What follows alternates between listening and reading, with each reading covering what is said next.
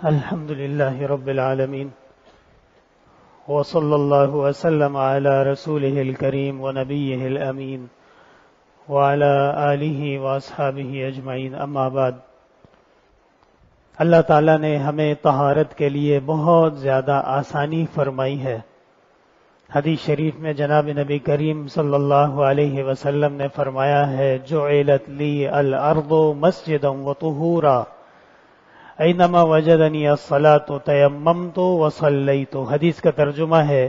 کہ آپ صلی اللہ علیہ وسلم نے فرمایا اللہ نے میرے لیے زمین کو مسجد بھی بنا دیا ہے اور اللہ نے میرے لیے زمین کو طہارت بھی بنا دیا ہے. جہاں بھی نماز کا وقت ہوگا میں تیمم کروں گا اور نماز پڑھ لوں گا.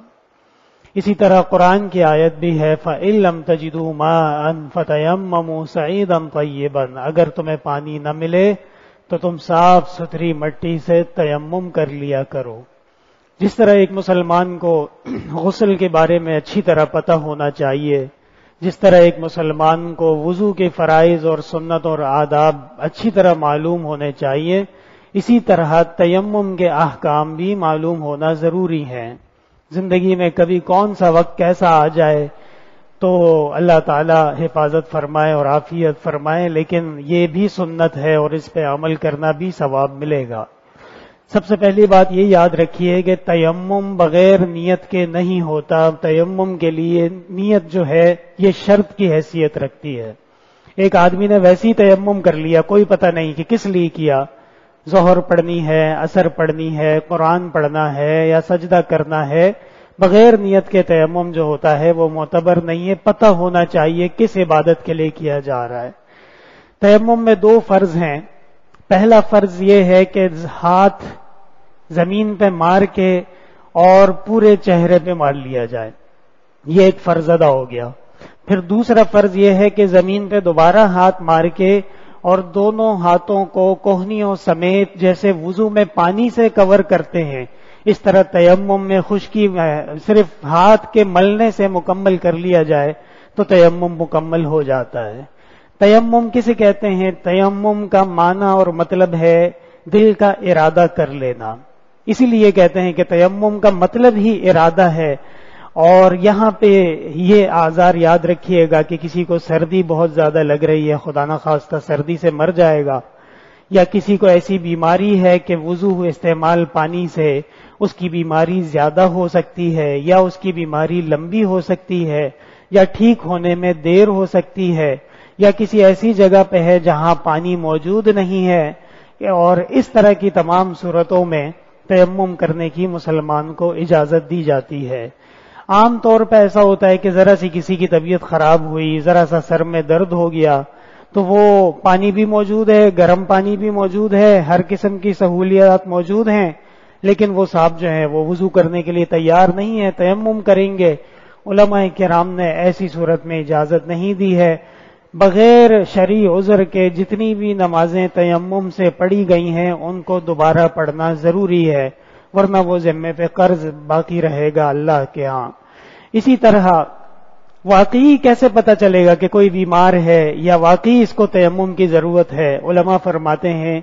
ایک مسلمان عاقل بالغ ڈاکٹر طبیب آپ سے کہے کہ اس بیماری میں پانی کا استعمال درست نہیں ہے تو دیکھا جائے گا کہ اس عضو کے علاوہ باقی جسم کو آپ پانی سے دھو سکتے ہیں یا نہیں دھو سکتے. اگر باقی جسم کو بھی پانی سے دھو سکتے ہیں تو پھر پورا وضو کیا جائے گا، صرف ہاتھ یا پاؤں جو زخمی ہے اس پہ مسح کر لیا جائے گا، یہ کافی ہے. اور اگر صورتحال ایسی ہے مثلا کسی کو جذام کی بیماری ہوتی ہے، پورے جسم پہ اس کے دانے ہوتے ہیں، کہیں پہ بھی عضو کا دھونا ممکن نہیں ہے، تو ایسی صورت میں پھر اس کو تیمم کی اجازت دی جائے گی.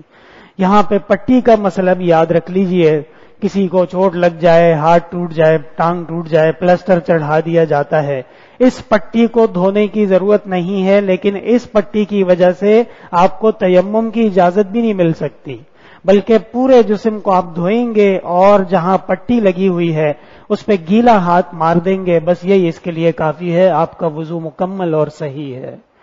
اسی طرح تیمم کر لیا اور پھر پتہ چلا کہ جہاں پہ تیمم کیا وہاں پہ پانی موجود تھا، فقہائے کرام کہتے ہیں کہ بہتر یہ ہے، حلبی کبیر ایک بہت بڑے عالم گزرے ہیں، انہوں نے فرمایا ہے کہ تیمم سے جو نماز پڑھ لی ہے اس کو دوبارہ پڑھ لیا جائے فرصت کے لمحات میں تو بہت بہتر ہے۔ کبھی کبھی ایک ایسا مسئلہ آ جاتا ہے کہ جی نماز کا وقت ختم ہونے میں 3-4 منٹ باقی ہے، اب ان 3-4 منٹ میں یا تو وضو ہوگا یا نماز ہوگی، اس میں علماء نے بہت تفصیل فرمائی ہے، اور حلبی کبیر ہی کا فتویٰ ہے کہ فوری طور پہ نماز قضا نہ کرے، تیمم کر کے نماز پڑھ لے، اور جب اس کے بعد اس کو موقع ملے جیسی وضو کر لے تو اس کے بعد وہ بھی تیمم والی نماز کو دوبارہ لوٹا لے تو بہت بہتر ہے۔ معذور شرعی آپ جانتے ہوں گے، اس کے مسئلے بھی انشاءاللہ بیان کر دیں گے۔ ایک آدمی ایسا ہوتا ہے کہ جس کو ہر وقت کوئی نہ کوئی عذر لگا رہتا ہے، نماز کے دوران اس کو کوئی نہ کوئی تکلیف ہو جاتی ہے، تو جس طرح وضو ہر نماز کے نئے وقت آنے سے وضو اس کو کرنا ہوگا، اسی طرح تیمم کے آنے سے بھی اس کو مزید تیمم کی ضرورت پڑے گی جب نماز کا وقت آ جائے گا۔ آخری مسئلہ یہ یاد رکھیے کہ اگر پانی نہیں تھا، عذر شرعی سے کہتے ہیں، آپ سفر میں تھے، پانی نہیں ہے یا ہے لیکن بہت تکلیف ہے، سردی بہت زیادہ ہے، اس طرح کے تیمم